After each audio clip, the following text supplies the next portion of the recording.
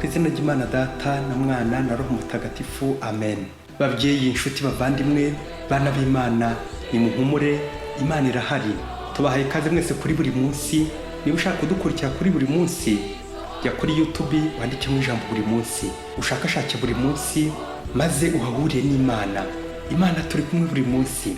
Dore amasomo rero tujye kuzirikanaho kuri uwa mbere cyumweru cya 12 mu byumweru bisanzwe, tariki 5 Nyakanga 2021. Isomo rya mbere ryo mu gitabo cy'Intangiriro, umutwe wa 28, umurongo wa 10 kugeza kwa 22. Muri iyo minsi Yakobo ava i Berisheba agana i Harani. Aza kugera ahantu araharara kuko izuba ryari rimaze kurenga. Yenda ibuye ry'aho hantu araryisegura maze araryama. Aza kurota abona urwego rushinze ku isi rugera ku ijuru, abamarayika b'Imana barumanuka bakaruzamuka. Nuko abona nguyu Uhoraho amuhagaze iruhande amubwira ati, Nduhoraho Imana ya so Aburahamu, Imana ya Izaki. Ubutaka uryamyeho nzabuguha, mbuhe n'urubyaro rwawe. Abaza gukomokaho bazangana n'umukungugu wo ku isi, bazisanzura mu burasirazuba no mu burengerazuba, mu majyepfo no mu majyaruguru. Amoko yose y'isi azahebwa umugisha muri wowe no mu rubyaro rwawe. Dore ndi kumwe nawe, nzakurinda aho uzajya hose, kandi nzakugarura muri iki gihugu. Sinzagutererana kugeza ubwo nzaba nujuje ibyo nakubwiye byose. Yakobo ava mu bitotsi ariyamirira ati, mu by'ukuri Uhoraho ari aha hantu, ariko njye nkaba ntari mbizi.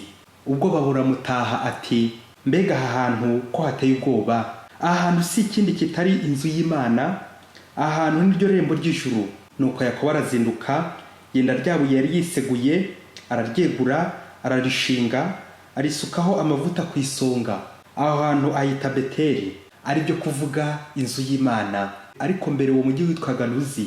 Nuko Yakobo arahiga ati, Imana niba turi kumwe ikandinda muri uru rugendo ndimo, nimpa ifunguro ikampa n'umwambaro, nisubiza amahoro kwa Data, Uhoraho ni uzambera Imana koko.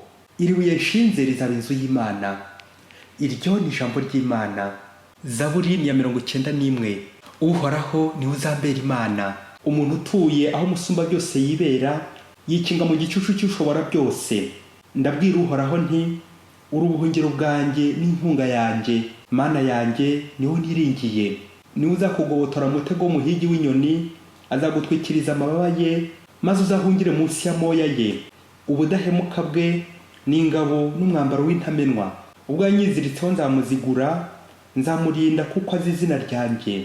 Nanyambaza nzamwitaba, nzamuba hafi mu gihe cy'amage. Uhoraho niwe uzambera Imana. Nyagasani Yesu nabane namwe. Amagambo mu Ivanjili ntagatifu Yesu Kristo uko yanditswe na Matayo, umutwe wa 9 umurongo wa 18 kugeza kwa 26. Igihe Yesu arakibwira abigishwa ba Yohani, umutware aramwegera amupfukama imbere amubwira ati, umukobwa wanjye amaze gupfa, ngwino umurambureho ikiganza arakira. Yesu arahaguruka aramukurikira n'abigishwa be. Nuko umugore wari umaze imyaka 12 ava amaraso amuturika inyuma, akora ku ncunda z'igishura cye, kuko yibwiraga ati, mpfa gusa gukora ku gishura cye ngakira. Yesu akebutse aramurabukwa, aravuga ati, humura mwana wanjye, ukwemera kwawe kuragukijije. Ako kanya umugore arakira. Yesu ageze mu rugo rw'umutware, abona abavuza imyirongi n'abantu benshi baborugaga, aravuga ati, nimuhave, uwo mukobwa ntiyapfuye, arasinziriye. Nuko baramuseka. Bamaze gusohora abo bantu, arinjira amufata ukuboko, maze umukobwa arahaguruka. Iyo nkuru isakara muri icyo gihugu cyose. Iyo ni Ivanjili ntagatifu. Bana b'Imana, Kristo naganzi wacu, tumubone tumwereke abandi buri munsi.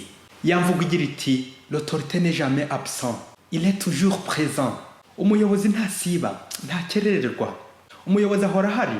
Rero bavandimwe, Imana niyo autorité mukuru, niyo mutegetsi, niyo muyobozi mukuru. Imana ntisiba, ndishobora no gukererwa yewe. Ndishobora kubura mu buzima bwacu. Nkuko Yesu bigaruka mu Ivanjili ya Matayo umutwe wa 28 umurongo wa 20. Dore kandi ndi kumwe namwe iminsi yose kugeza igihe isi izashirira. Amen. Imana iri kumwe natwe iminsi yose. Imana ntishobora gusinzira, ndishobora gupfa, ndishobora kudutererana bibaho. Ihorana natwe buri munsi. Rero twebwe abantu hari ubwo twibeshya cyane cyane mu gihe cy'ibibazo n'ibitotezo tukajya mu Imana yadutereranye. Nyamara nitwe dusinzira, nitwe dukererwa, nitwe dusiba, nitwe dukora nabi. Imana yihora hafi yacu kandi iri gutugira neza buri kanya.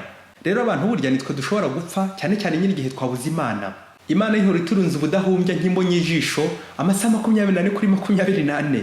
Ubwo burinzi bw'Imana buragaragazwa n'amazina menshi dukunze kwitwa. Bamwe na bamwe bakitwa Mana iriho, Mungu yiko, il est là, il est vivant. Hari indi Mana, Mana iraho, ihora indengera, haroho Imana, haba Imana, n'andi mazina menshi agaragaza omnipresence de Dieu, Dieu parmi nous.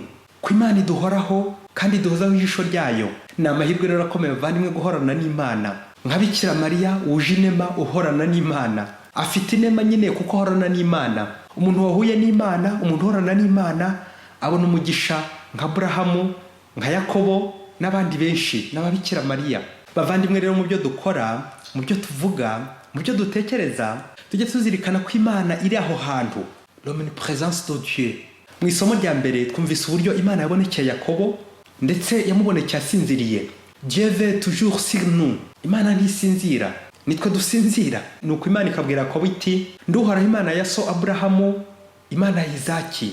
Dore ndi kumwe nawe, nzakurinda aho uzajya hose, sinzagutererana. Amen. Nuko Yakobo aratangara cyane ati, mu by'ukuri uhora hari aha hantu, ariko nye nkaba ntari mbizi. Amen. No mu ivanjiri y'uyu munsi Yesu araduha ibimenyetso bibiri biduhumuriza bihamya ko Imana ihari, igendana natwe kandi ikorana natwe buri gihe. Yesu arakiza umugore wari umaze imyaka 12 ava amaraso. Amaraso ni ikimenyetso cy'ubuzima. Umugore ari mu kwemera kwe ati, mva gusa gukora ku gishura cye ngakira. Amen. Ikindi gitangaza cya kabiri, Yesu arazura umukobwa w'umutware wari wapfuye. Yesu arakora, Yesu arahari, Yesu arakiza. Ni koko Imana irahari, iri kumwe natwe. Yeshua, Hakizimana, Yesu arakiza. Iyi vanjiri turika ko twayizirikanyeho ku cyumweru gishize cya 13, aho twiyibutsaga uburyo Yesu akiza, atanga ubuzima, uko agenda agira neza hanyuze hose, bityo umukozeho wese agakira. Rero igisigaye bavandimwe ni ugushaka uburyo tutakwihunza Imana. Muri iyi vanjiri hari ikimenyetso uriya mutwara asabye Yesu gukora, ngira ngo nkigarukeho ati, umukobwa wanjye amaze gupfa, ngwino umurambureho ibiganza arakira. Amen. Dutangazwe no kukwemera, kurambura ibiganza ku muntu maze agakira.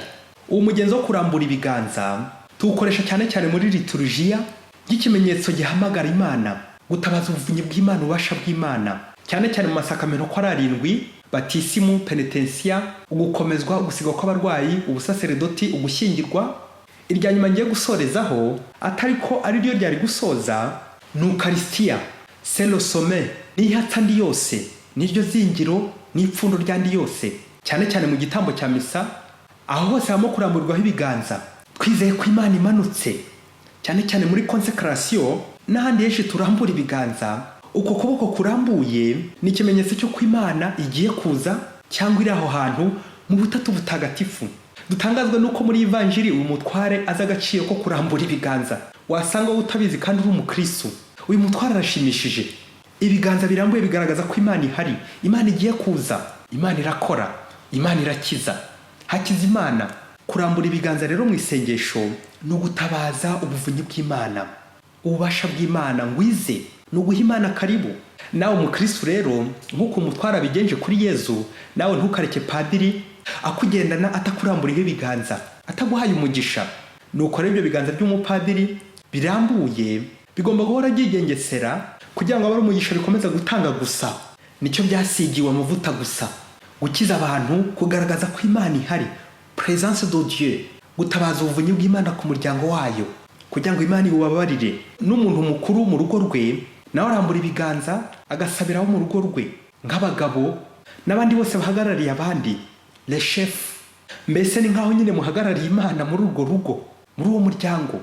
Rero iyo uhagarariye Imana muvandimwe, ugomba kwigengesera, kwitwararika mu gukoresha neza nyine ubwo bubasha wahawe, bityo ukirinda gusimbura Imana, ahubwo ukayihagararira, ukayerekana, ukayibererekera kugira ngo Imana abe igaragara nyine.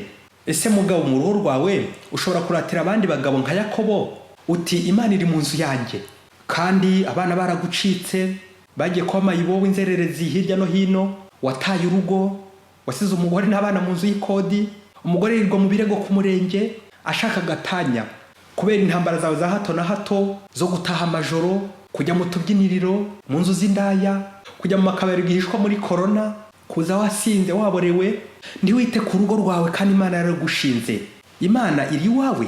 Ese mugore waguha ijambo ushobora guhamiza mu bandi bagore barushye bananiwe, mbese nk'uriya mugore wihanganye imyaka 12 yose ava amaraso ababara, bityo nawe ugahumuriza bagenzi bawe uko wihanganye ugashobora gutwaza ukarera abana bawe utandavuye utiyandaritse, warakomeye ku isezerano, umugabo yaragutaye ngo yagiye kuyamamariza mu yindi miryango mu nzu z'indaya, warihanganye nyine ukomeza kuba indahemuka ku isezerano kubera Imana. Aha ntabwo ari kubwawe, nuko Imana ihari, nukubera Imana. Ese bavandimwe, ninde muri twamera nk'uriya mutware agahora buri gihe asabira abashinzwe, abakozi be, abana be, agatabariza abashinzwe mu gihe cy'ibibazo, uburwayi, agahinda, inzara, ibyago, ngo Yesu aze muri urwo rugo? Aho hantu hari Imana pe. Ni koko bavandimwe, hari urukundo n'umubano, Imana ibihari. Aho basenga, aho basangira, aho bahurira hamwe, aho bakorana neza, aho hantu hari Imana. Iyo nzu iri mu Imana, uwo mutima urimo ubugwaneza uri mu Imana. Mutagatifu Agustin amariye guhinduka yabanje kwicuza ati, Uhoraho Mana yanjye, nagushakiye hose ndetse no mu ihigo ry'ibyaremwe. Naragushatse gushakira hose ariko sinkubone. Iyo nkiza kumenya kare kose kundi bugufi, nagiye hose ariko ngusize bugufi, sinamenye kuri mu mutima wanjye. Iyo nkiza kumenya kare kose kuri mu mutima wanjye. Ni koko bavandimwe, Imana yaratwegereye ntitwabimenya pe, mu mutima nama. Mu minsi yashize umugabo ukundaga kwihisha cyane yagiye guhaha mu isoko rikuru supermarket, nuko bamuha karibu baramuhakira, nuko arinjira. Agezemo imbere nyine abona harimo ibintu bitangaje cyane kandi nta n'undi muntu wamucungaga. Yagombaga nyine guhaha ibyo ahashya akabyishyura. Agezemo abonye ntawe umureba kandi yabona ibyo bintu byose ukuntu ari byiza, nta n'amafaranga ahagije yifitiye, nuko ntawe umureba afata igikapu yari afite ashyiramo bimwe byinshi by'agaciro arabihisha, ibindi by'agaciro gakomeye abihisha imbere indani mu myenda y'imbere. None ibyo yibwiraga ko aza kwishyura bigaragarira amaso abishyira mu ntoki, ubwo yarajyanye $100 gusa aza kwishyura. Arangije kugura no guhambira ibye, nuko arasohoka, ageze ku rugi yishyura bya bindi yaratwaye mu ntoki nyine, nuko atangiye kwicinya kara ngo yiruke, ngo aratomboye ntawe umubonye ibindi yatwaye. Arebye imbere ye gato abona bashyizemo filime y'ukuntu yinjiye n'ibyo yakoze byose imbere mu cyumba, nubwo nta muntu wari uhari ariko hari kamera zamucungaga. Wa mugabo isoni ziramuhumba abura aho yarigitira pe, kuko yari yasohoye ibintu bifite agaciro $1,000 kandi we yaratwaye $100 gusa. Nuko n'isoni nyinshi amaze kubisubiza nyine baramufunga nk'amezi 3, aranahasebera yewe. Aize bwa bujura akora rwihishwa ngo ntawuza kumubona. Bakristo bavandimwe, ni ukwitonda. Imana ibona hose, Imana ibona byose. Muri iyi si ya none haje ubujura, ubuhemu mu bakozi, noneho ababosi benshi bize amayeri yo gukoresha za kamera zicunga. Aho ni mu masoko manini, mu bigo bikomeye, n'ahandi hashakirwa ifaranga. Bosi wawe arangiza gushyira muri izo kamera, akigendera mu bindi agakomeza izindi business ziwe. Ubwo kamera zo zigasigara zikora umurimo wazo zikamucungira umutekano. Ariko bavandimwe, hari kamera y'Imana, iyo irakaze cyane kuko Imana ubwayo yifatira amasaha 24 kuri 24. Imana idasinzira, iducunze, atari uko tugiye kwiba cyangwa gukora amakosa, ahubwo kugira ngo ntiduhungabane. Mu gihe abandi babosi bo banyuzamo bakigira ku mugonero bagasinzira, Imana yihora iri maso, ntisinzira, kigoheka, ibigirira twebwe. Kamera y'Imana bavandimwe irakaze, ibona hose. Ntukibeshyere muvandimwe ngo ntawe ukuruzi, ngo ntawe kubonye, wanyuze mu isoko ukora utunyanga ngo ntawe ukuruzi, ngo wikorera amafuta ukubonye kose, ugatangira utuburi yose wakwifatira kuri aya mafaranga ko atabaze. Kandi ninye gusa ufite urufunguzo rwaho ibiryo biri, rwaho amafaranga ari, ninye ufite urufunguzo. Kamera y'Imana yo ihora icanye ntizima pe. Hari nubwo shitani gushuka ugatangira ugatekereza uti, ko turi babiri mu cyumba gikingishije serire ingufuri, twashyizeho n'ingufuri ya kabiri kandi nta mwenge uri muri iyi nzu, ubu se hari uzabimenya? Kamera y'Imana yo ntizitirwa, ntikingirwa. Niyo mpamvu nubwo nta n'uwabikubwiye, wenda kubera kugutinya no kugupfa isoni, ariko ni hahandi biramenyekana, kuko nyine Imana irahari, nta kitabonye, byose yabibonye. Ujye wibaza uti, ko mwasambanye muri babiri ugakuramo inda wenda uri wenyine, kuki byamenyekanye abantu benshi bakanabimenya yewe ngo mwabitse ibanga da? Aha, Imana yo yababonaga, yakubonaga. Ibishuko bikagufata uti ko umugabo yagiye muri misiyo hanze kandi buriya nawe hari ibindi nawe abarimo n'abandi bari kumwe nabo, ese nizaniye undi by'akanya gato, apu umugabo naza ntabyo azamenya. Aha, umugabo ashobora kutabimenya ariko Imana yo yabimenye. Imana niyo nkuru, Imana yabibonye kare. Nta rukingo, nta muti wica iyo kamera y'Imana, ntizitirwa, nta mwenge bura kunyuramo. Nubwo waba ufunze ugashyiraho za rido, Imana y'ibiharuzi ntaho idaca. Iyo kamera y'Imana ntaho idaca, nta serire itinya, nta nzu itinya, nta rugi itinya, nta cyumba kiyisoba. Rero muvandimwe no kwa maso mu mutima wawe, mu mutima wanjye, Imana ihafite icyicaro, Imana ihafite kamera. Rero wayimurute, wayicute, kiroke nawe ubanje ugapfa umutima nyine. Iyo wibeshye ugacokoza iyo kamera, nawe uhita urangira. Hari abantu nyine batakigira conscience nzima, umutima nama warapfuye. Kamera y'Imana rero irakaze pe. Mu by'ukuri Imana iri aho hantu. Dore devoir à domicile, mukoro tugomba gutahana uyu munsi muri amasomo. Kora umwitozo, urebe bya bintu ukora uri wenyine, petetre wifungiranye, ntawe ukuruzi, nta wundi muntu ushobora kubimenya cyangwa kubone. Aha, ibyo bintu ni byiza, bikomeze. Ibyo bintu ni bibi, ko hakiri kare kugifite igihe wabicitseho muvandimwe. Umuhanga ati uzitondera ibintu bibiri, ikibi n'ikiza. Iyo ukoze ikintu kibi rwihishwa kiba cyuzuye imivumo pe, nk'imisaraba 10, kikakumunga, kikakwica, kikakurindagiza, kikakubuza amahoro nyine, ugashirira imbere. Ni umuvumo pe. Naho iyo ukoze ikintu kiza rwihishwa, cya kindi kamera y'Imana yo yabonye, Imana akaba ari ibizi gusa mwibanga, uwo nawo ni umugisha w'inyanja, umugisha mwinshi. Bana b'Imana, duharanira umugisha w'Imana buri munsi, dukora neza buri munsi, tuzirikana ko Imana iri iwacu mu mitima yacu kandi ibituruzi buri kimwe cyose. Ibituruzi mu rugo rwacu, mu kazi kacu, mu mitima yacu, ntawe wayihungira, ntawe uhisha uwahishaho. Bityo nawe muvandimwe ukomere ku Mana nka Yakobo, ubyaza umusaruro igihe cyo guhura n'Imana wabonye. Buri munsi buri kanya ujye uvuga nka Yakobo uti ni koko ahantu ndi hari Imana. Urakoze Yesu. Mwese Imana ibahe imigisha n'amahoro. Imana Data na Mwana na Roho Mutagatifu. Amen. Padiri Masumbuko Ladislas wa Diocese ya Cyangugu. Yesu reka tugushimire.